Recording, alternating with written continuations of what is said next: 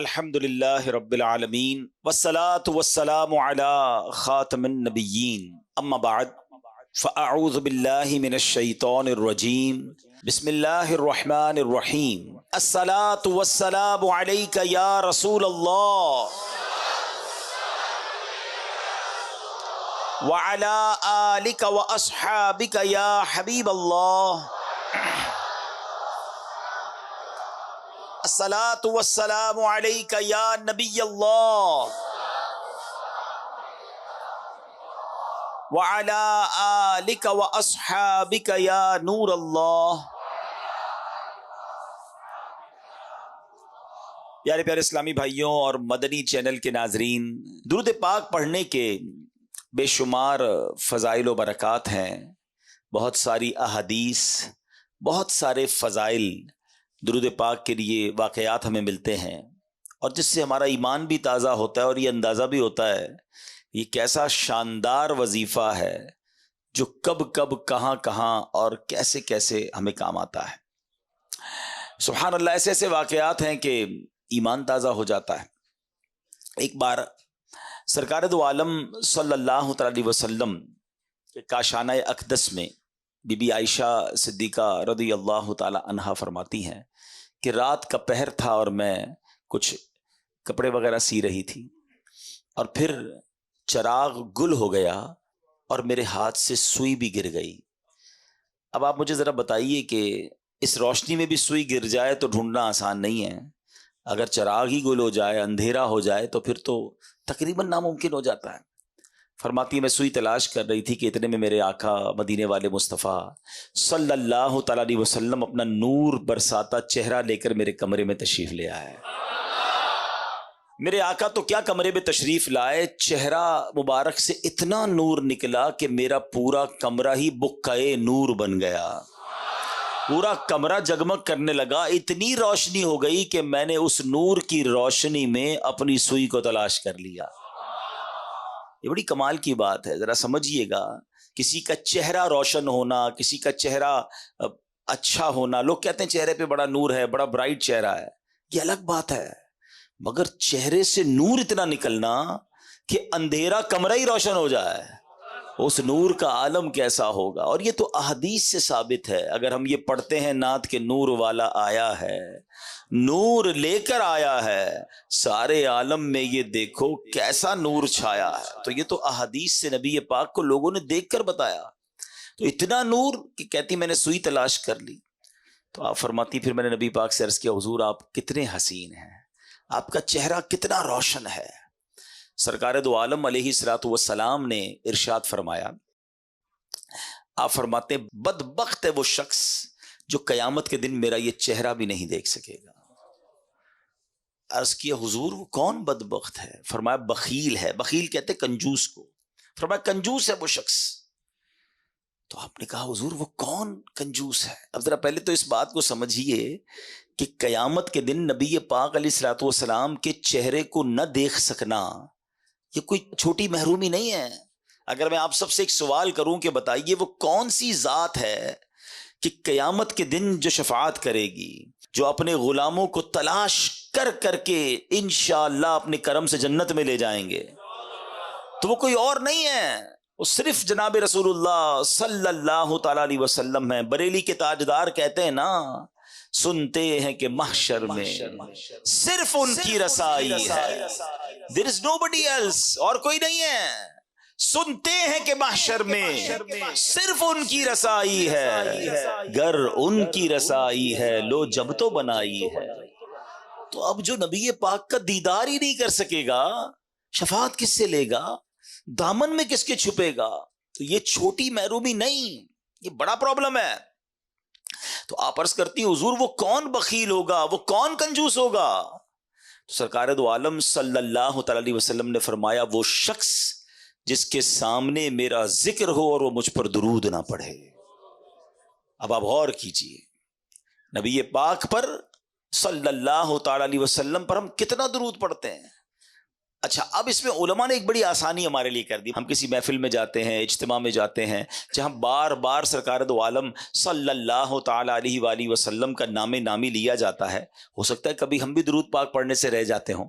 تو علماء نے فرمایا کہ روزانہ اپنی روٹین میں، اپنی دن بھر میں کوئی ایسا عدد متعین کر لے، فکس کر لے کہ روزانہ میں نے 100 بار، 200 بار، 313 بار، اللہ جتنی توفیق دے، میں نے درود پاک پڑھنے. اور درود پاک پڑھ لے تو اب پورے دن میں اگر نبی پاک علیہ الصلوۃ والسلام کا نام سنا تھا یا کہا تھا اور درود پڑھنا رہ گیا تھا، تو یہ بعد میں درود پڑھنا اس درود نہ پڑھنے کے قائم مقام ہو جائے گا. تو اب زندگی میں ایک اصول بنائیں، ایک روٹین بنائیں کہ فضول باتوں سے اپنے آپ کو بچا کر انشاءاللہ کثرت کے ساتھ درود پاک پڑھیں گے. ہمیں تو دیدار بھی کرنا ہے اور آقا سے ملاقات بھی کرنی ہے. ہاں، نبی پاک کے ہاتھوں جام کوثر بھی پینا ہے انشاءاللہ. آقا کے کرم سے انشاءاللہ پل صراط سے ڈرتے ہوئے نہیں، انشاءاللہ جھومتے ہوئے وجد کرتے ہوئے گزرنا ہے. سیدی اعلیٰ حضرت بھی کمال ہے نا. لوگ کہتے ہیں، واقعی روایتوں بھی مضمون ہے کہ لوگ پل صراط پر چیخ رہے ہوں گے، پکار رہے ہوں گے، ڈر رہے ہوں گے، کیونکہ ان کے سامنے لوگ کٹ کٹ کے جہنم میں گر رہے ہوں گے نا. One of the most horrible bridge, ایسا کوئی پل دنیا میں نہیں ہے، نہ ہو سکتا ہے. جہنم کے اوپر بنا ہوا پل ہے، اندھیرے میں ڈوبا ہوا، تلوار سے تیز، بال سے باریک. لوگ گھبرائے ہوئے ہوں گے، مگر میرے رضا سے پوچھو، کہتے گھبرانا کس بات کا ہے؟ آقا بھی تو وہاں ہوں گے نا. اور نبی پاک پل صراط کے کنارے اللہ کی بارگاہ میں رب سلم امتی کی صدائیں بلند کر رہے ہوں گے. تو اعلیٰ حضرت کہتے ہیں ڈرتے ہوئے نہیں گزرنا. آپ کہتے ہیں رضا پل سے اب وجد کرتے گزریے کہ ہے رب سلم صدائے محمد صلی اللہ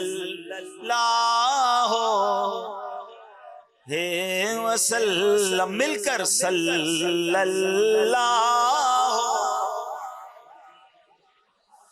درود پاک کو نہ چھوڑیں، درود پاک کو تھام لیں، اپنی زندگی کا حصہ بنائیں. دنیا میں بھی برکتیں دیکھیں گے اور انشاءاللہ قیامت کے دن بھی اس کی برکتیں دیکھیں گے. پیارے آقا علیہ الصلوۃ والسلام فرماتے ہیں، جس کا مضمون ہے حوض کوثر پر میرے پاس کچھ گروہ آئیں گے، کچھ لوگ آئیں گے جن کو میں کثرت درود کی وجہ سے پہچانوں گا. تو درود پڑھیں گے تو پہچان ہوگی نا، ہیں انشاءاللہ. تو درود پڑھیں گے انشاءاللہ. آئیے مل کر محبت کے ساتھ بآواز بلند درود پاک پڑھیں. صلو علی الحبیب صلی اللہ تعالی علی محمد صلی اللہ علیہ وسلم. اسلام کے پہلے خلیفہ حضرت ابوبکر صدیق رضی اللہ تعالیٰ عنہ یار غار بھی ہیں، یار مزار بھی ہیں، عاشق اکبر ہیں. مرتبہ کیا ہے؟ افضل البشر بعد الانبیاء، یعنی کائنات میں انبیاء اور رسل کے بعد اگر کوئی سب سے افضل ہستی ہے تو وہ سیدنا صدیق اکبر رضی اللہ تعالیٰ عنہ کی ذات ہے. اچھا، آپ ایمان سب سے پہلے لانے والوں میں سے ہیں. آپ بہت بڑے بزنس مین بھی تھے. میں آج آپ کی 2 بڑی کمال کی بزنس ڈیلز بتانا چاہتا ہوں جس پر آپ کو ٹونٹ کیا گیا، جس پر آپ کو طنز کیا گیا. آج کسی کاروباری آدمی کو کوئی دوسرا کاروباری آدمی کہے کہ یار تم بڑے کاروباری بنتے ہو، اتنا مہنگا سودا لے آئے ہیں، ایسا گھٹیا مال لے آئے، اتنا گھاٹے کا سودا کیا، تو بزنس مین کو فیل ہوتا ہے کہ یار دوسرے لوگ میرے بارے میں کیا باتیں کر رہے ہیں. یہ بڑے کمال کے بزنس مین تھے. مگر آپ کی زندگی میں جو 2 واقعات میں آج بیان کرنے جا رہا ہوں، دونوں واقعات میں کچھ ایسی ڈیلز ہوئیں، کچھ ایسے سودے ہوئے جس پر آپ پر باقاعدہ طنز کیا گیا، آپ پر ٹونٹ کیا گیا. مگر صدیق اکبر نے جو جواب دیا نا اور جو کام کیا، یقین کریں ایمان تازہ ہو جاتا ہے. ایک سودا تو آپ نے کیا. وہ کون سا سودا تھا کہ ایک بہت بڑے عاشق رسول، ایسے عاشق رسول جو آج عاشقوں کے امام ہیں، وہ کوئی اور نہیں ہیں، ہم سب کی آنکھوں کے تارے حضرت بلال حبشی رضی اللہ تعالیٰ عنہ. ایمان قبول کیا. آپ حبشہ کہاں ہے پہلے یہ پتا ہونا چاہیے. حبشہ ایتھوپیا کو کہتے ہیں. آج کے دور میں ایتھوپیا جو ہے وہ حبشہ تھا پہلے، ٹھیک ہے. اب حبشہ، اچھا یہ بھی شاید بہت ساروں کو نہیں پتا کہ مکہ پاک کے بعد سب سے پہلے جہاں اسلام پہنچانا وہ حبشہ ہے. پچھلے دنوں مجھے ایتھوپیا جانے کا موقع ملا تو وہاں کے لوگ بڑے فخر سے ایک جملہ کہتے ہیں کہ ہمارا وطن دار الحجرہ ہے، یہ ہجرت والا ملک ہے، اور مکے کے بعد سب سے پہلے دنیا میں کہیں اسلام پہنچا ہے تو وہ حبشہ میں پہنچا ہے۔ ہمارے وطن سے حضرت بلال حبشی تھے، ہمارا وہ وطن ہے جہاں عثمان غنی رضی اللہ تعالیٰ عنہ ہجرت کر کے تشریف لائے تھے، اور وہ عظیم نجاشی بادشاہ جنہوں نے یہ واقعہ پڑھا ہوگا وہ بھی وہاں پر حبشہ میں تھے۔ تو بہرحال اب وہ حضرت بلال مکے نبی پاک کی غلامی اختیار کی، کلمہ پڑھ لیا۔ اب آپ چونکہ غلام تھے، اس زمانے میں غلام آقا کے قبضے میں ہوا کرتا تھا، ان کا آقا تھا امیہ۔ اچھا، امیہ بڑا ظالم شخص تھا، وہ حضرت بلال حبشی کو بہت مارتا تھا کہ اللہ کا انکار کر دو، اسلام کا انکار کر دو۔ حضرت بلال حبشی جو ہے وہ منع کرتے تھے کہ میں رب کا انکار نہیں کر سکتا، وہ بہت مارتا۔ جو مکے مدینے گئے ہیں انہیں پتا ہے کہ جب گرمی شریف و عروج پر ہوتی ہے تو گرمی کا عالم کیا ہوتا ہے۔ تو مکے کی گرمی میں تپتے ریگستان میں حضرت بلال کو وہ لٹاتا تھا، سینے پہ پتھر رکھتا تھا ریگستان کے اندر، اور کہتا تھا کہو اللہ ایک نہیں ہے، یا اللہ کا انکار کرو، آپ اللہ احد اللہ احد اللہ ایک ہے کے نعرے بلند کرتے۔ اب پیارے آقا جب ایک دو بار وہاں سے گزرے، دیکھا کہ حضرت بلال پر بڑا ظلم ہو رہا ہے، آپ کی آنکھیں بھیگ آئیں ہیں، آپ کو بڑا افسوس ہوا، بڑی محبت کرتے تھے حضرت بلال سے، مگر وہ ظالم آقا تھا اس کا۔ تو حضرت ابو بکر صدیق رضی اللہ تعالیٰ جب یہ دیکھا کہ نبی پاک بلال سے محبت بڑی کرتے ہیں اور یہ بندہ جو ہے قبضے میں ہے امیہ کے اور وہ اس کے آقا ہیں، تو آپ پہنچ گئے اس کے آقا کے پاس، امیہ کے پاس جا کر کہا اے امیہ، اس حبشی غلام کو مجھے دے دو، کتنے میں دو گے؟ تو اب میں آپ کو مثال کے ذریعے سمجھاتا ہوں ہمارے آج کل کے دور سے۔ مثال کے طور پہ اس زمانے میں مارکیٹ ریٹ 5,000 روپے تھا، اس زمانے کی کرنسی درہم و دینار تھی، میں سمجھانے کے لیے کہہ رہا ہوں، 5,000 ریٹ تھا۔ اس نے کہا میں 10,000 میں دوں گا۔ آپ نے کہا مجھے ڈیل منظور ہے، مجھے 10,000 میں دے دو۔ کہتا نہیں اب 15,000 میں دوں گا۔ کہا مجھے 15,000 میں منظور ہے۔ کہا 20,000 میں دوں گا۔ مثال دے رہا ہوں میں۔ آپ نے کہا مجھے 20,000 میں منظور ہے۔ وہ پیسے بڑھاتا گیا، حضرت ابوبکر صدیق اوکے کرتے گئے، آخر کار ایک اماؤنٹ طے ہو گئی۔ امیہ نے پیسے لیے، حضرت بلال حضرت ابوبکر کے حوالے کیے۔ پھر امیہ پتہ کیا کہتا ہے؟ اے ابوبکر، تمہارے تو کاروبار کے بڑے چرچے ہیں، تمہاری عقل کے بڑے چرچے ہیں، میں نے سنا ہے تم بڑی اچھی ڈیل کرتے ہو، بڑے اچھے کاروباری آدمی ہو، یہ حبشی غلام کو اتنا مہنگا خرید لیا، تمہیں کاروبار نہیں آتا، یہ کیسی ڈیل کی ہے؟ ہائے ہائے ہائے، حضرت ابوبکر صدیق نے جو تاریخی جملہ ارشاد فرمایا نا، آپ فرماتے امیہ تمہیں کیا معلوم بلال کی قیمت کیا ہے، تم اس سے زیادہ مانگتے میں اس سے زیادہ تمہیں دیتا۔ خوشی خوشی حضرت بلال کو لیا، نبی پاک کی بارگاہ میں حاضر ہوئے، کہ حضور بلال حاضر ہے۔ اللہ اکبر، نبی پاک کی خوشی دیدنی تھی۔ آقا دو جہاں صلی اللہ تعالی علیہ وسلم نے کیا خوبصورت جملے ارشاد فرمائے۔ آپ فرماتے اے ابو بکر، بلال کو آزاد کرنے میں جو رقم خرچ کی ہے اس میں میرے بھی پیسے شامل کر لو۔ اللہ اکبر، حضرت ابو بکر صدیق کی آنکھوں میں آنسو آتے ہیں، کہتے حضور میرا جو کچھ ہے سبھی تو آپ کا ہے، میں نے اگر مال خرچ بھی کیا ہے تو حضور وہ بھی آپ ہی کا ہے۔ اللہ اکبر، سبحان اللہ۔ تو یہ ہے صدیق اکبر، کیسی ڈیل کی ہے، کیسا سودا کیا ہے۔ زمانہ سمجھ رہا ہے مہنگی ڈیل ہے، مگر صدیق اکبر نے نبی پاک کے دل کو راضی کر لیا ہے۔ حضرت بلال حبشی کو آزاد کروانے کا جو صحرا تھا، اللہ اکبر، وہ حضرت صدیق اکبر کے پاس ہے۔ ایک اور واقعہ ہوا، اس پہ بھی حضرت صدیق اکبر رضی اللہ تعالیٰ عنہ کے ساتھ کچھ مکالمہ کیا کسی غیر مسلم نے۔ ذرا سنیے گا، تفسیر عزیزی میں ہے، کلدہ بن اسید جسے ابو اسد بھی کہتے ہیں، مکہ مکرمہ کا رہنے والا ایک کافر تھا۔ دور جہالیت میں وہ حضرت ابوبکر صدیق کا ساتھی تھا، جب وہ ایمان نہیں لایا تھا اور اسلام کا اعلان نہیں ہوا تھا تو اس زمانے میں حضرت ابوبکر صدیق کا ساتھی بھی تھا۔ حضرت ابوبکر صدیق اسلام قبول کر لیا، آپ نے جیسے ہی پتہ چلا آپ تو اولین اسلام قبول کرنے والوں میں سے تھے، تو ایک دن اسلام جب آپ نے قبول کر لیا نا، کچھ دنوں بعد وہ آپ سے ملا اور کہتا ہے اے ابو بکر، تم تو سوداگری میں ماہر تھے، تجارت میں ماہر تھے، اپنی عقل مندی کی وجہ سے ہمیشہ نفع کماتے تھے، اب تمہیں کیا ہوا؟ اپنے باپ دادا کا دین چھوڑ کر اسلام قبول کر لیا، اتنا بڑا نقصان اٹھا لیا۔ لات و عزا، یہ ان کے بت تھے، لات و عزا کی یعنی اہل مکہ کے جھوٹے خدا جن کی وہ پوجا کرتے تھے، ان کی شفاعت سے تم نا امید ہو گئے۔ معاذ اللہ، کہتے وہ ان کی جو بھی بلیسنگز وہ سمجھتا تھا اس سے تم نا امید ہو گئے۔ ہائے ہائے، اس بے وقوف کلدہ بن اسید کی بات سن کر حضرت ابوبکر صدیق نے پتہ کیا کہا؟ اے کلدہ، جو بندہ حق کو قبول کرے اور اچھے کام بجا لائے، کیا وہ نقصان اٹھانے والوں میں سے ہوتا ہے؟ کیا وہ بھلا نقصان اٹھاتا ہے؟ یعنی میں جس طرح دنیاوی تجارت میں ماہر ہوں نا، اس طرح میں نے آخرت کی تجارت میں بھی شاندار سودا کیا ہے، میں نے اس میں بھی عقل مندی دکھائی ہے، میں نے حق بات کو قبول کیا ہے، گھاٹے میں میں نہیں، گھاٹے میں تم ہو، میں نے تو بڑے نفع والا سودا کیا ہے۔ اب صدیق اکبر اسے سمجھا رہے ہیں۔ اب ذرا صدیق اکبر کا مرتبہ سمجھیے گا، آج آپ کو شاید پہلی بار پتا چلے گا کہ بچے کو قرآن پاک کی جو سورت یاد ہے، اس سورت کے نازل ہونے کا شان نزول کیا تھا۔ صدیق اکبر اسے بتا رہے ہیں گھاٹا تم نے کیا ہے، میں نے نہیں، سودا میں نے کھڑا کیا ہے، نقصان میں تم ہو۔ ارے یہ دو بندوں کی بات ہے، مگر شان صدیق اکبر دیکھیں کہ حضرت صدیق اکبر رضی اللہ عنہ کے اس مبارک جواب کی تائید میں رب نے قرآن کی آیت نہیں، قرآن کی پوری سورت نازل فرما دی۔ اور وہ سورت کون سی ہے؟ قرآن پاک کی سورہ عصر۔ ہائے ہائے، بسم اللہ الرحمن الرحیم، والعصر ان الانسان لفی خسر الا الذین آمنوا وعملوا الصالحات وتواصوا بالحق وتواصوا بالصبر۔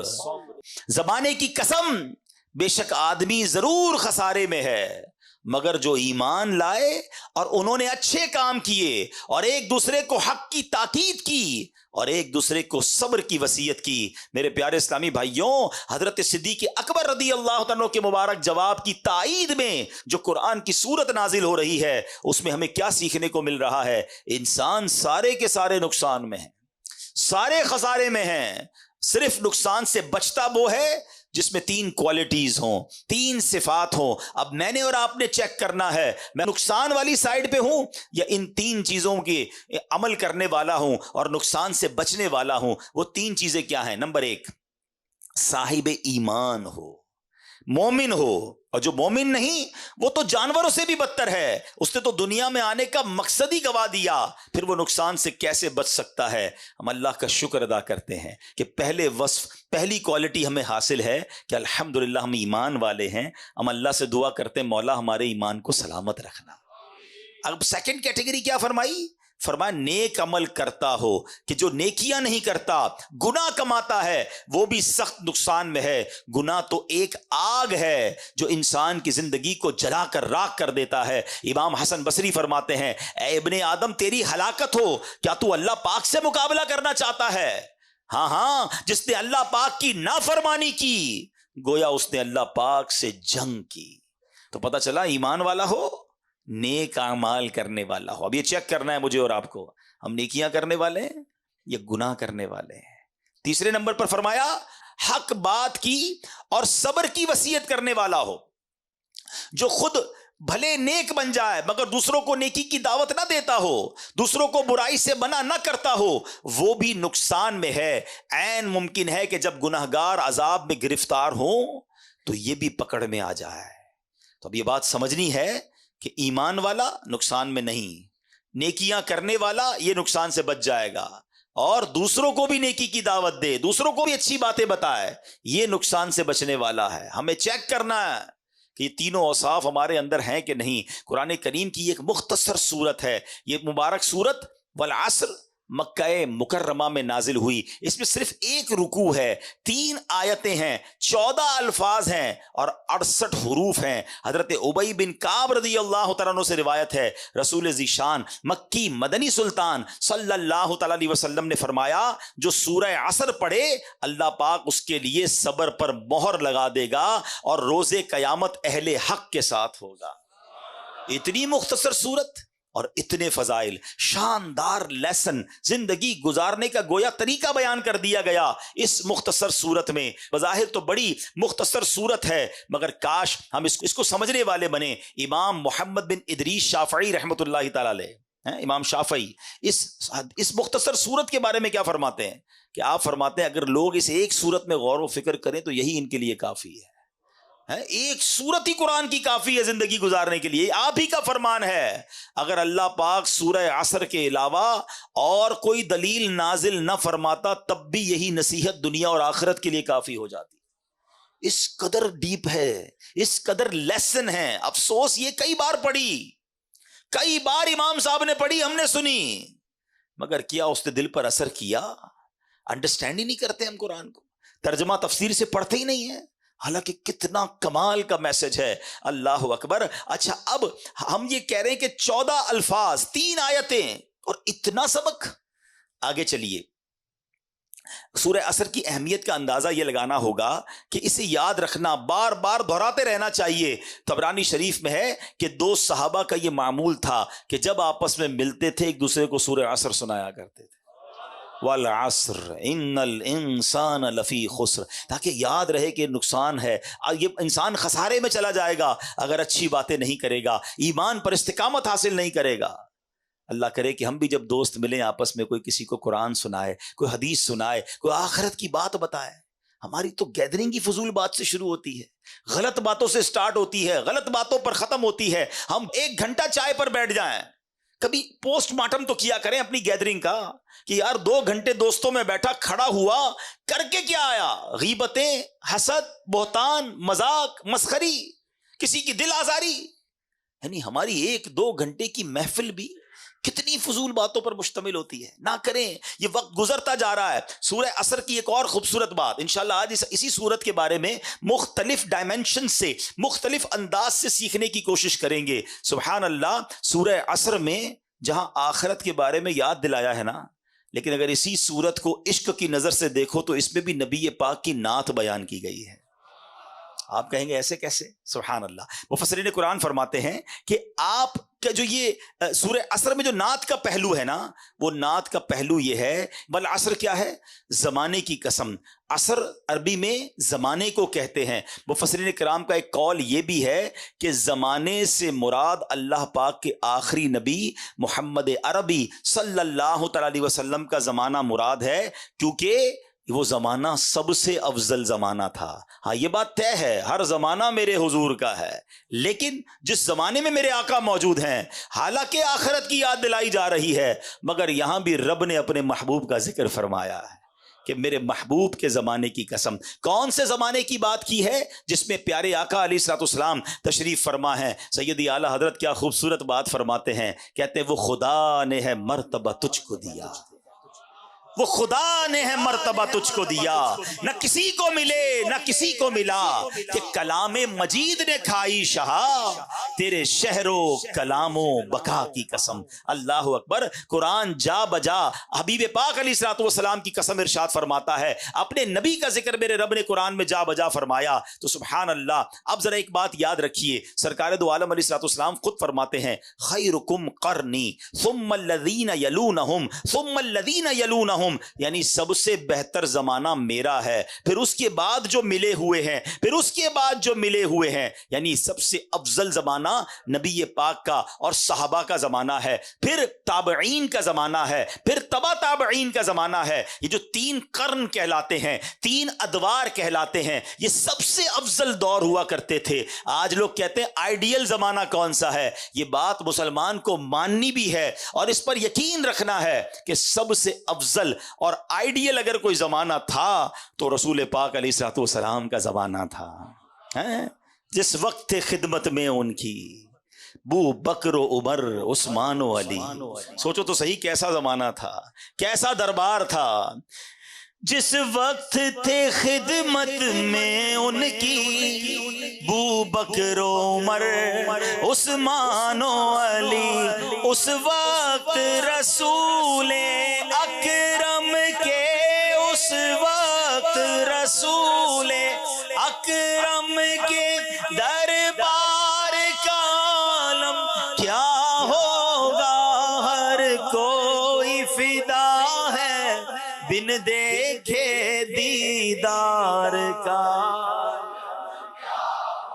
اس سمت علی، اس سمت عمر صدیق، ادھر عثمان ادھر، ان جگمگ جگمگ تاروں میں، ان جگمگ جگمگ تاروں میں مہتاب کا عالم کیا ہوگا، ہر کوئی فدا ہے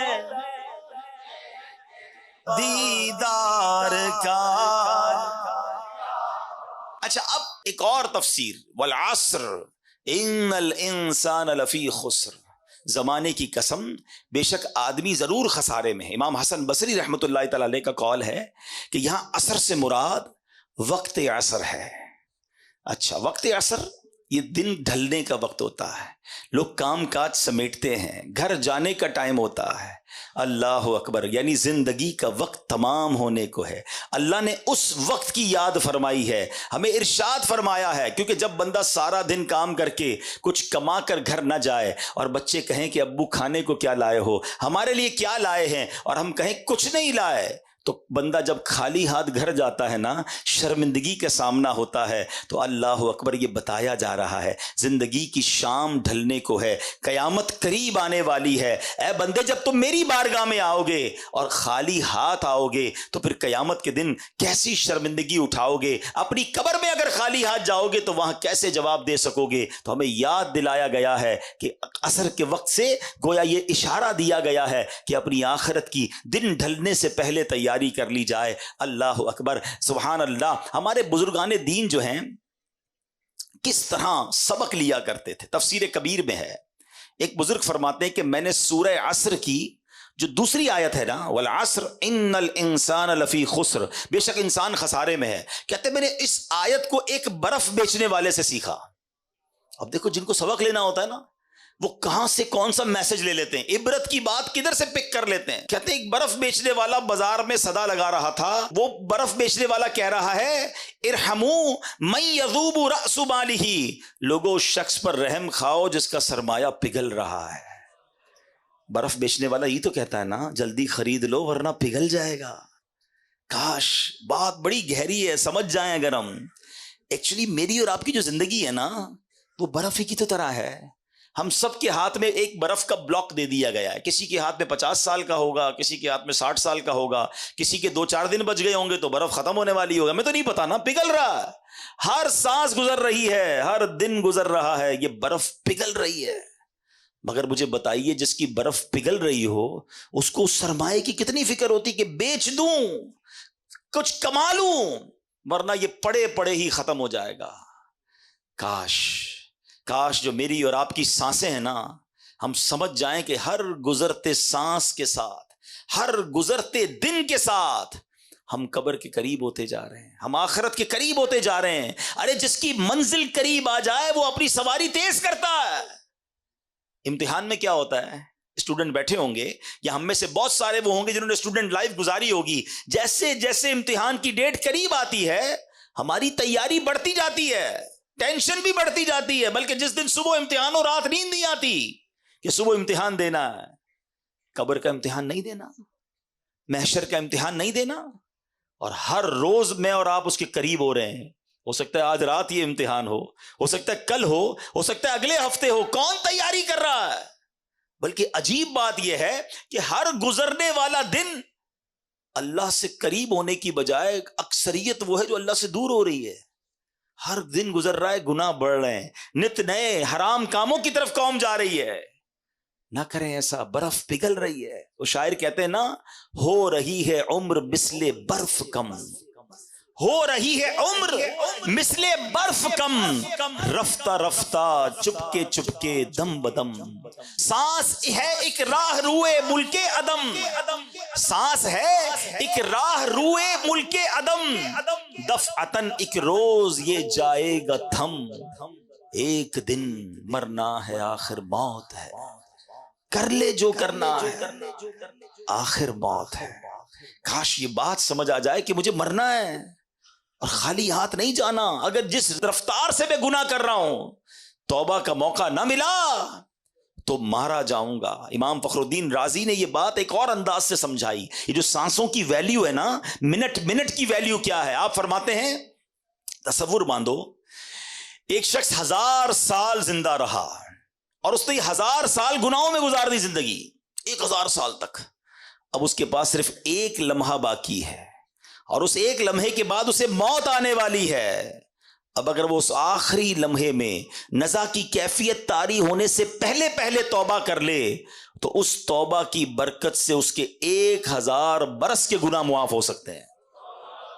بات سمجھ آ رہی ہے کہ اس ایک لمحے کی برکت، اس ایک لمحے کی اہمیت کیا ہے کہ 1000 برس کے گناہ ایک طرف لیکن اگر اس ایک لمحے میں اس نے سچی توبہ کی، اللہ قبول کر لے، تو سارے گناہ معاف، اور اس کے بدلے میں کیا ملے گا؟ اللہ تعالیٰ کی رحمتوں کا جو مقام ہے جنت، اس کی ابدی نعمتوں کو حاصل کرنے کا موقع بھی مل جائے گا۔ اللہ، بات سمجھنا ہوگا کہ اس سے اندازہ یہ لگانا ہے کہ ایک لمحے کی اتنی قیمت ہے، تو اگر بندہ ساری زندگی نیکیوں میں گزار دے تو کیا کچھ نہیں ملے گا اسے۔ اس کو ایک اور انداز سے سمجھتے ہیں کہ ایک ایک سیکنڈ، ایک ایک لمحہ کتنا قیمتی ہے، ہم کتنا کچھ کما سکتے ہیں۔ ذرا مل کے کہیے سبحان اللہ، اب کہیے الحمدللہ، اب کہیے اللہ اکبر۔ میرا خیال ہے 1 منٹ گھڑی آگے نہیں بڑھی، 30 سیکنڈ لگے ہوں گے، 25-30 سیکنڈ۔ ہم سب نے بیٹھے بیٹھے نہ پسینہ بہایا، نہ محنت کی، کچھ بھی نہیں کیا، صرف 30 سیکنڈ میں آپ کو پتا ہے ہم نے کیا کمایا؟ میرے نبی علیہ الصلوۃ والسلام کے سچے وعدے ہیں، احادیث میں مضمون ملتا ہے، جو ایک بار سبحان اللہ کہے اس کے لیے جنت میں درخت لگا دیا جاتا ہے۔ ایک بار اللہ اکبر کہے جنت میں درخت، ایک بار الحمدللہ کہے جنت میں درخت لگا دیا جاتا ہے۔ بیٹھے بیٹھے اتنا آسان، پھر میں نیکیاں نہ کروں، پھر میں ان لمحات کی قدر نہ کروں، پھر میں گھنٹوں گھنٹوں، دنوں مہینوں گناہوں میں گزاروں، فضول باتوں میں، فلمیں، ڈرامے، گانے، باجے، سوشل میڈیا، دوستوں کا گپ شپ گزرتا جا رہا ہے۔ نہ کریں ایسا۔ روایتوں میں مضمون ملتا ہے کہ مرنے کے بعد نیک بھی پچھتائے گا، گناہگار بھی پچھتائیں گے۔ عرض کی گئی یا رسول اللہ صلی اللہ تعالی علیہ وسلم، گناہگار پچھتائے گا، یہ تو بات سمجھ آ رہی ہے، گناہ ہیں اس کے، خطائیں ہیں، نیک کیوں پچھتائے گا؟ ارشاد ہوا نیک اس لیے پچھتائے گا کہ جب اپنے فضول اوقات یاد کرے گا اور اپنی نیکیوں کا جب اجر دیکھے گا نا، کہ نمازوں کا اتنا ثواب، نیکیوں کا اتنا ثواب، کاش میں نے فضول باتیں کی تھیں، فضول ٹائم ضائع کیا تھا، وہ بھی نہ کرتا تو اس کا ثواب بھی مجھے مل جاتا۔ تو بعد میں پچھتانے سے بہتر نہیں ہے بندہ ابھی نیکیاں کر لے، ابھی اپنے وقت کا فضول استعمال نہ کرے۔ قرآن جگہ جگہ جھنجھوڑ رہا ہے۔ ایک جگہ ارشاد ہوتا ہے یا ایھا الانسان انک کادح الی ربک قدحا فملاقی، قرآن کہتا ہے اے انسان بے شک تو اپنے رب کی طرف دوڑنے والا ہے، پھر اس سے ملنے والا ہے۔ تفسیر نور عرفان میں ہے یعنی اے انسان تیرا ہر سانس تجھے موت سے اور رب کے ملنے سے قریب کر رہا ہے۔ ہم اپنے سفر کی طرف بڑھ رہے ہیں، اپنی منزل کی طرف بڑھ رہے ہیں، مگر کاش یہ احساس بھی تو بن جائے نا کہ جب اللہ کی بارگاہ میں جانے کا وقت آگے کی طرف جا رہا ہوں تو تیاری بھی ساتھ ساتھ کرتا جاؤں، میں زیادہ نیکیاں کماتا جاؤں۔ حضرت رابعہ بصریہ کا ایک واقعہ سنیے گا، یہ بات اور آپ کو ڈیفائن ہو جائے گی کہ جب ہم ادھر ادھر فضول کام کرتے ہیں تو کتنا بڑا لاس کرتے ہیں۔ آپ کامل ولیاں ہیں، بہت بڑا نام ہے، یعنی اولیاء کے مقامات میں بھی آپ کا مقام بڑا اونچا ہے۔ ایک رات سحری کا وقت، خود فرماتی ہے کہ میں تسبیحات پڑھ رہی تھی، اللہ کا ذکر کر رہی تھی، کرتے کرتے میری آنکھ لگ گئی۔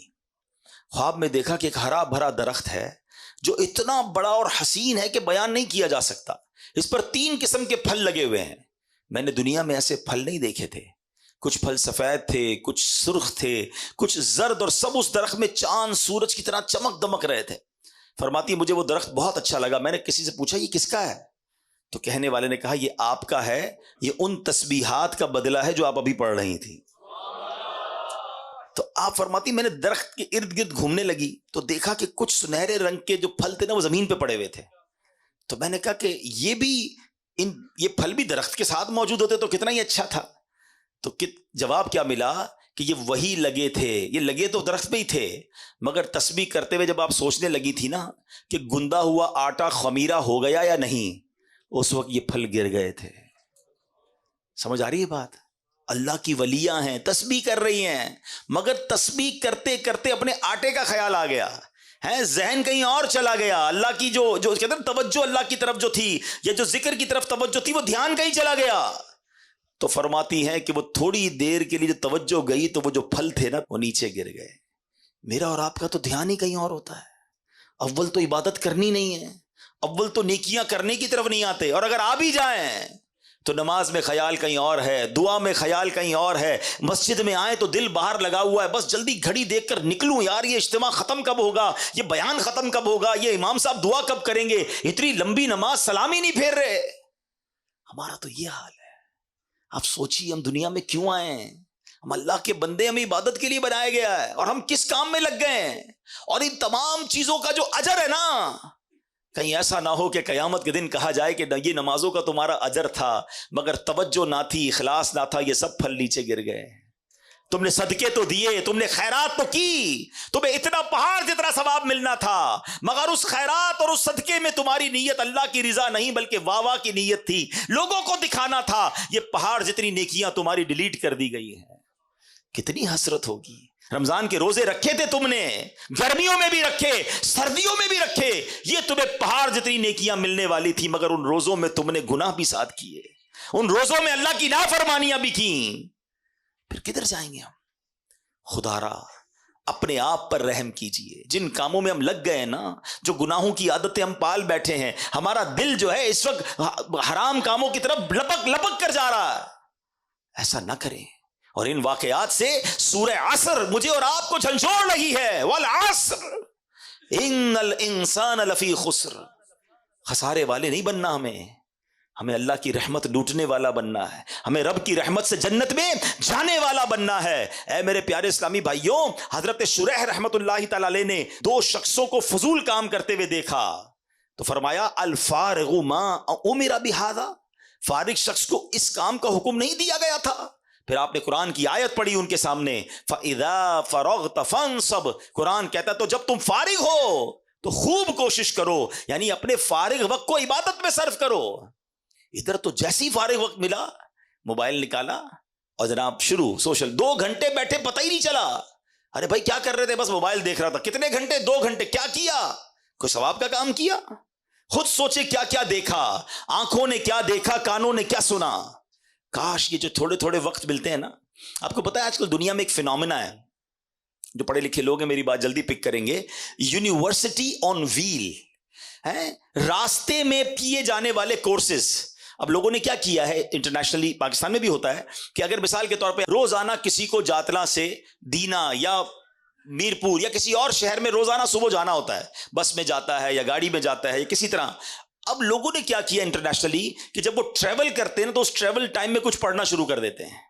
جاتے ہوئے بھی پڑھ رہے ہیں، واپسی میں پڑھ رہے ہیں، تاکہ وہ آدھا گھنٹہ جو ٹریولنگ میں ہے، اگر ایسی جگہ بیٹھے، ٹرین ہے، بس ہے کہ کچھ پڑھا جا سکتا ہے، سنا جا سکتا ہے، تو وہ سنتے ہیں اس آدھا گھنٹہ 1 گھنٹہ، تاکہ اس وقت کو ضائع نہ ہونے دیں اور اگلے 4-6 مہینے سال میں کوئی پورا ڈپلوما کر لیتے ہیں، کوئی الگ کورس کر لیتے ہیں. الحمدللہ آپ کی میری دعوت اسلامی نے ہمارے لیے بڑے کام آسان کر دیے ہیں. پورے قرآن پاک کی تلاوت، پورے قرآن پاک کا ترجمہ، پورے قرآن پاک کی تفسیر صراط الجنان آڈیو میں جاری کر دی ہے. آپ فارغ ہے گاڑی میں، آپ ٹریول کر رہے ہیں، کان سے لگائیے اپنے موبائل فون کو. کئی لوگ جناب ہیڈ فون لگا کر گانے سن کے سفر پورے کرتے ہیں. آپ تلاوت سن کر، ترجمہ سن کر، تفسیر سن کر، آپ کہتے ہیں روز ایک بیان آدھے گھنٹے کا سن لوں، ایک فرض علوم سیکھ لوں. آپ جو کرنا چاہتے ہیں انٹرنیٹ پر الحمدللہ دعوت اسلامی والوں نے وہ ڈال دیا ہے. پہلے ذہن تو بنے کہ جناب اس وقت کو استعمال کرنا ہے. مجھے بہت کچھ نہیں آتا جو میں سیکھ سکتا ہوں. بہت پہلے کی بات ہے، ہمارے ایک جاننے والے تھے، وہ کہتے ہیں میں اپنی فیکٹری جاتا ہوں،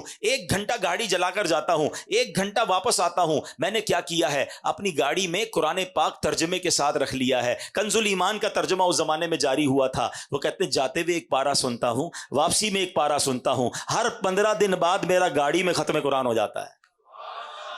کہتے ہیں اتنی بار سن لیا قرآن کہ اب مجھے امام صاحب تلاوت کرتے ہیں تو قرآن سمجھ آنے لگ گیا ہے کہ اس آیت کا ترجمہ کیا ہے. کتنا شاندار ذہن تھا. وقت میں کیوں ضائع کروں؟ اگر ہمارا ذہن بن جائے. مثال دیتا ہوں، ہمارا کوئی دوست ہمیں کہے یار ذرا بیٹھنا، میں آ رہا ہوں 10 منٹ میں، ہمارا فوری طور پہ رپلائی کیا ہوتا ہے؟ ٹھیک ہے آپ آئیے. ہم کیا کرتے ہیں ان 10 منٹ میں؟ موبائل نکلے گا اور 10 منٹ موبائل دیکھتے رہیں گے. وہ 20 منٹ میں بھی آئے گا، میں پتہ نہیں چلے گا، مگر یہ 10 15 20 منٹ ضائع کر دیے. اگر ذہن ہونا وقت کی قدر کا، یہی موبائل باہر نکلے گا اور اسی موبائل میں اگر قرآن پاک ڈاؤن لوڈ ہوگا تو میرا ذہن بنے گا یار یہ 10 منٹ میں آئے گا، میں 10 منٹ میں سورہ یاسین کی تلاوت کر لوں گا. ہیں؟ اور سورہ یاسین کی فضیلت کیا ہے؟ جو 1 بار سورہ یاسین پڑھے اسے 10 قرآن پاک کا ثواب ملتا ہے. یار یہ 12 منٹ کا کہہ کر گئے ہیں, مجھے 12 منٹ انتظار کرنا ہے, میں 112 بار درود پاک پڑھ سکتا ہوں, تسبیح نکلے گی جیب سے, 112 بار درود پاک ہو جائیں گے.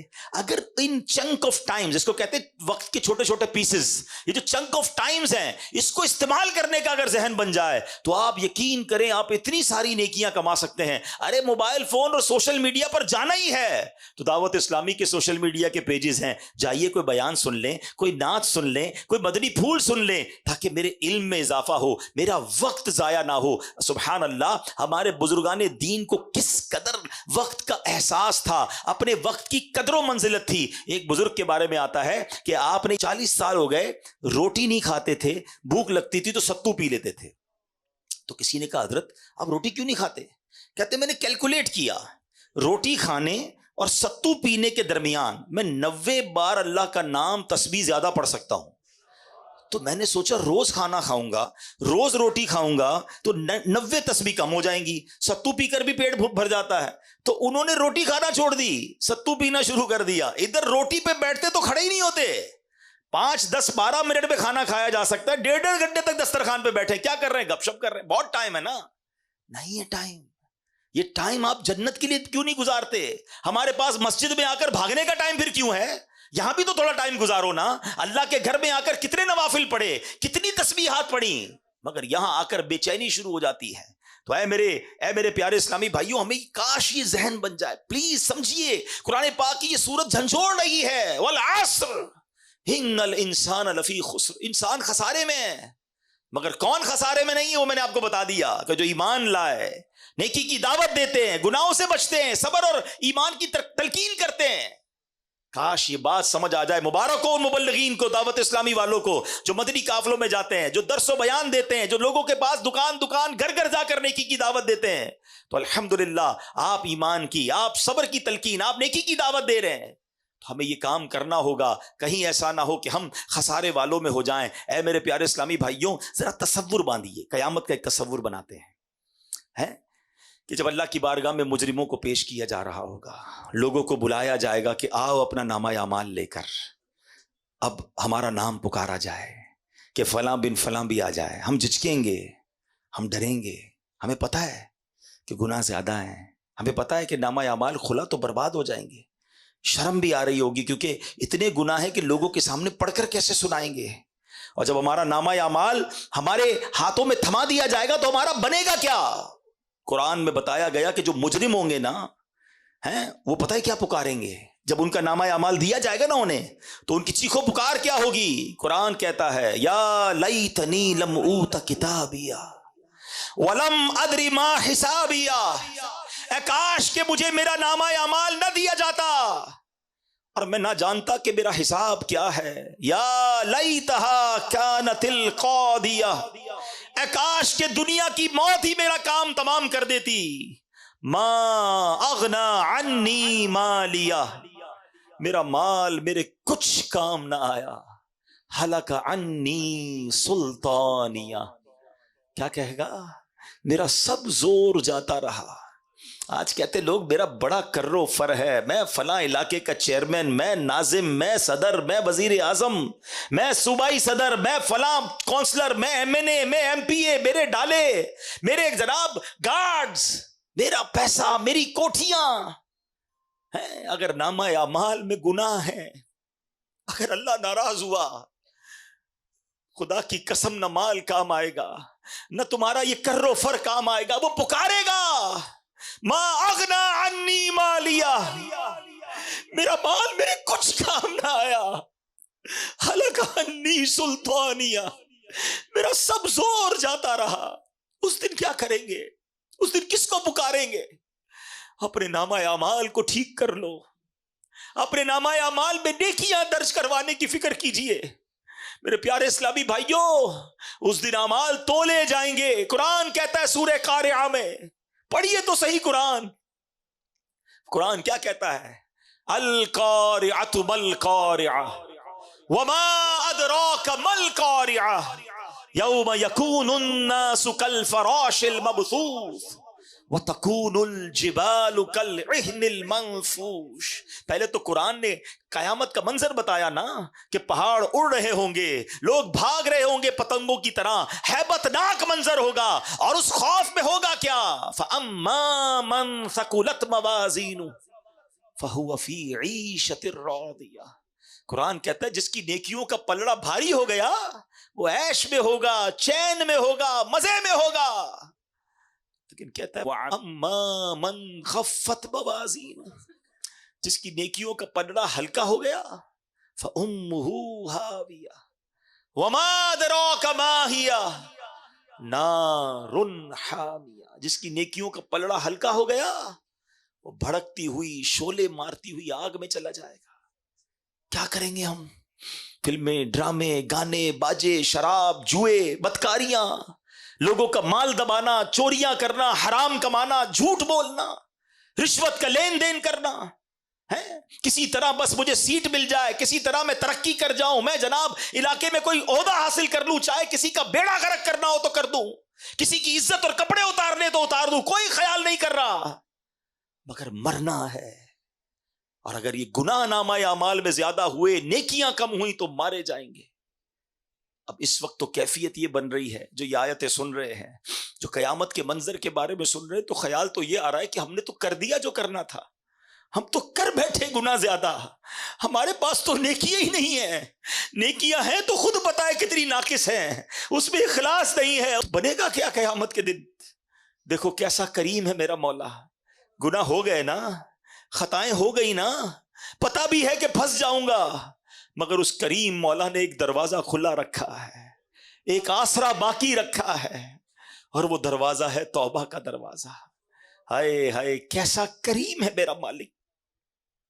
ساری زندگی گناہ کرے مگر ایک بار سچی توبہ کر لیں، سچے دل سے اسے پکار لیں، وہ کریم پچھلے سارے گناہ معاف کر دیتا ہے. ارے ماں باپ ایک غلطی دیکھ لینا ہے تو ماں باپ گھر سے نکال دیتے ہیں، آگ کر دیتے ہیں. وہ پنجابی شاعر کہتے ہیں نا، ایک گناہ میرا ماں پیو ویکھن، ایک گناہ میرے ماں پیو ویکھن، مینوں عمری منہ نہ لاویں، لکھ گناہ میرے مالک ویکھے وہ پھر بھی پردے پاوے. ذرا سوچئے، ہم اس مالک کے بندے ہیں مگر پھر بھی ہم اس کی طرف رجوع نہیں کر رہے، ہم پھر بھی اس کی بارگاہ کی طرف رجوع نہیں لا رہے، ہم پھر بھی توبہ نہیں کر رہے. ہمیں یہ تو خوف ہے کہ لوگ نہ دیکھ لیں. ہم یہ کیوں نہیں سوچتے کہ جو اکیلے میں گناہ کر رہے ہیں وہ رب دیکھ رہا ہے؟ آؤ میرے پیارے اسلامی بھائیوں، آج اپنے رب کو پکاریے اور یہ نیت کیجئے کہ قیامت کے دن مجھے شرمندہ نہیں ہونا ہے. قیامت کے دن نامہ اعمال مجھے سیدھے ہاتھ میں دیا جائے، میرے بائیں ہاتھ میں نہ دیا جائے. یہ ممکن ہے اگر ہم سچی توبہ کر لیں، ہم اچھا ماحول اپنا لیں، ہم اپنی لائف سٹائل کو تبدیل کریں. میرا مولا بڑا کریم ہے. ہم اپنے رب کو پکارتے ہیں نا، سچے دل سے پکارو تو صحیح نا اسے. ہیں کہتے ہیں نا شاعر، رحمت دا دریا الہی ہر دم وگدا تیرا، جے ایک قطرہ بخشے مینوں کم بڑھ جاوے میرا. عدل کرے تے تھر تھر کمبن اچیاں شانہ والے، عدل کرے تے تھر تھر کمبن اچیاں شانہ والے، فضل کرے تے بخشے جاسن میں ورگے مکالے. جے میں ویکھا عملہ ولے کچھ نہیں میرے پلے، مگر جے میں ویکھا رحمت رب دی بلے بلے بلے. اسی رحمت کو پکارنا ہے آج. بس سچے دل سے اللہ سے آج دوستی کر لو، اور اب اپنا وقت ضائع نہ کرو. اب اپنے آپ کو گناہوں میں مبتلا نہ کیجئے، توبہ کر لیجئے. کب تک اللہ کو ناراض کرتے رہیں گے؟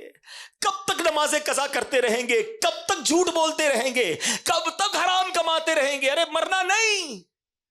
شیطان کہتا ہے توبہ کر لوں گا نا، ابھی تو جوانی ہے، بڑھاپے میں کر لوں گا، مرنے سے پہلے کر لوں گا. اتنا بڑا مجمع ہے، مجھے کوئی ایک بندہ یہاں بیٹھ کے بتا دے کہ جس کے پاس کی گارنٹی ہو کہ آپ صبح تک زندہ رہیں گے. ہے کوئی ایسا؟ ہمیں تو یہ بھی نہیں پتا کہ اجتماع کے ختم ہونے تک بھی زندہ رہیں گے کہ نہیں.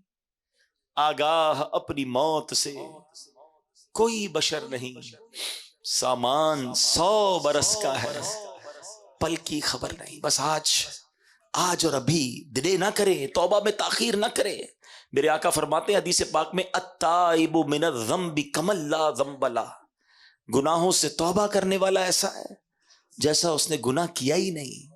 ہائے ہائے کیسا کریم مولا ہے. سارے گناہ ڈیلیٹ, اعمال لکھنے والے فرشتوں کے رجسٹر سے بھی گناہ ختم کر دیے جاتے ہیں. کرامن کاتبین جو لکھنے والے فرشتے انہیں بھی بھلا دیے جاتے ہیں. کوئی گواہ بھی باقی نہیں بچتا ہے. اگر رب سے سچی توبہ کر لی جائے تو آج پکی توبہ کر کے جائیں. آج آئے ہیں نا اجتماع میں, مدنی چل کے ناظرین, آپ بھی, میں بھی, ہم سب, بہت ہو گیا, بہت خطائیں کر لی, پتہ نہیں کب دنیا سے چلے جائیں گے. آج اپنے رب کو راضی کر لے. آج اللہ کی بارگاہ میں عرض کر دو کہ مولا ہو گئے گناہ معاف کر دے, اللہ ہو گئی غلطیاں معاف کر دے. میں نے پہلے بھی توبہ کی, مانتا ہوں, مگر پھر شیطان کھینچ کر لے گیا مجھے گناہوں کی طرف. مولا معاف کر دے, میں کمزور ہوں, میں پڑ جاتا ہوں گناہوں میں, مالک معاف کر دے. میرے دوستوں کی وجہ سے, میرے چاہنے والوں کی وجہ سے میں پڑ جاتا ہوں گناہ میں. مولا مجھے اچھے دوست بھی عطا کر دے, اور آج مجھے معاف کر دے, مجھے عذاب نہ دیجیو. مجھے یہ معلوم ہے کہ مولا تو میری ماں سے زیادہ مجھے چاہنے والا ہے. میری ماں مجھے تکلیف میں نہیں دیکھ سکتی تھی, مولا تو میری ماں سے زیادہ چاہنے والا ہے. آج معاف کر دے. میرا عمل ہے سیاہ نامہ, مجھے خدایا معاف کر دے. ہے آس مجھ کو تو بخش دے گا. ہے آس مجھ کو تو بخش دے گا. مجھے خدا معاف کر دے. مجھے خدایا معاف کر دے. پہاڑ جیسی میری خطائیں مگر بہت ہے تیری عطائیں. پہاڑ جیسی میری خطائیں مگر بہت ہے تیری عطائیں. معاف کرنا شعار تیرا, مجھے خدایا معاف کر دے. اللہ یہ نہ دیکھ کتنے برے ہیں, یہ نہ دیکھ ہمارے گناہ کتنے ہیں. مالک بندے تیرے ہیں, تیرے حبیب کی امتی ہے. آج توبہ کرتے, اب نہیں کریں گے گناہ. مولا ہم کمزور ہیں, ہم مانتے ہیں ہم کمزور ہیں. آج ہمت بھی تو نہیں دینی ہے, توفیق بھی تو نہیں دینی ہے. اور اللہ بس آج ایسی مدد کر دے, ایسی توبہ نصیب کر دے کہ اب گناہوں کی طرف پلٹ کر نہ جائے. ہمیں 5 وقت کا مالک نمازی بنا دے. بس آج اپنے رب سے سچی توبہ کر لو, آج دوستی کر لو. اللہ کریم ہے, یقین کرے, دل سے پکارنے کی دیر ہے. میرے جتنے گناہ ہیں سب معاف کر دے. اندھیرے شب کے کیے ہیں رسوا, اجال دن کے کیے ہیں نا, سراپا جرموں خطا ہو مولا, سراپا جرموں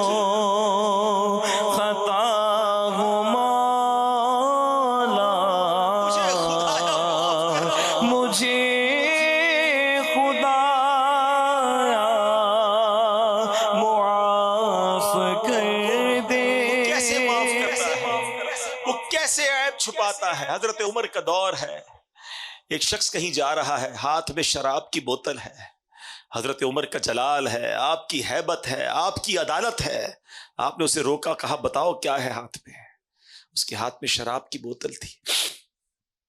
اب ذرا سوچیے، حضرت عمر سامنے کھڑے ہیں، ان دونوں کے درمیان کتنا فاصلہ ہے، کتنی دیر کی یہ گفتگو ہوگی. اس شخص نے پتہ ہے کیا کیا؟ کوئی لمبی چوڑی بات نہیں کی، بس دل ہی دل میں اپنے رب سے باتیں کرنا شروع کر دی. کہتا مولا آج معاف کر دے، عمر کے سامنے ذلیل ہونے سے بچا لے. میں توبہ کرتا ہوں، اب شراب نہیں پیوں گا، میں اب تجھے ناراض نہیں کروں گا، آج بچا لے مولا. بس اس نے دل سے اتنا ہی کہا ہے. اور حضرت عمر سے کہتا ہے حضور اس میں سرکہ ہے. حضرت عمر کہتے لاؤ یہ بوتل دکھاؤ، مجھے بتائیے کتنی دیر ملی ہوگی. اب اس نے کیا کیا، ڈرتے ڈرتے وہ بوتل نکالی اور حضرت عمر کو دیتا ہے. حضرت عمر کے ہاتھ میں وہ جب بوتل جاتی ہے تو شراب نہیں، اس میں سرکہ ہوتا ہے. وہ اس طرح ہمارے عیبوں کو چھپانے والا ہے.